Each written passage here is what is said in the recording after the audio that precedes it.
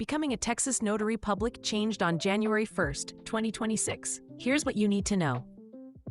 For decades, becoming a Texas notary was simple, but that changed on January 1st, 2026 with Senate Bill 693.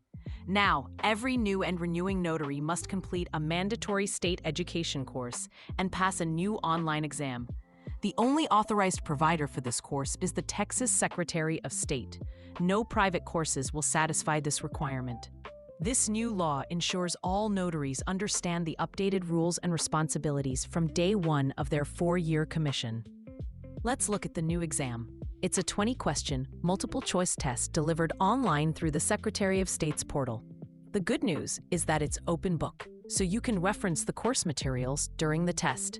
You'll need a score of 70% or 14 correct answers to pass. Each attempt costs a non-refundable $20 fee, and you are allowed up to 3 retakes within a 3-month window if you don't pass the first time. The entire application process is now handled online through the SOS Notary portal. First, confirm you're eligible and purchase your required $10,000 surety bond. Next, complete the state's online course and pass the exam. After that, you'll submit your application and bond proof through the portal. Pay the $21 filing fee and sign your oath electronically. Once commissioned, you just need to purchase your official seal and a record book, and you're ready to start notarizing.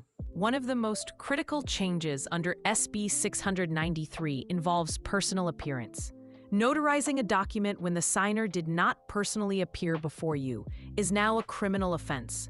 For most documents, it's a Class A misdemeanor, which can carry jail time and a significant fine. But if the document involves real estate, the offense is elevated to a state jail felony. This rule underscores the notary's fundamental duty to verify the identity of the person signing the document in person. Your ongoing duties have also been clarified. Keeping a detailed record book or journal is now mandatory. You must log every notarial act and retain these records for 10 years. Failure to do so can be grounds for having your commission revoked. Also, be aware of the maximum fees you can charge. The old $6 figure is outdated. The current inflation-adjusted cap for a first acknowledgement is $10, with $1 for each additional signature. Charging more is a violation. Finally, avoid these common mistakes.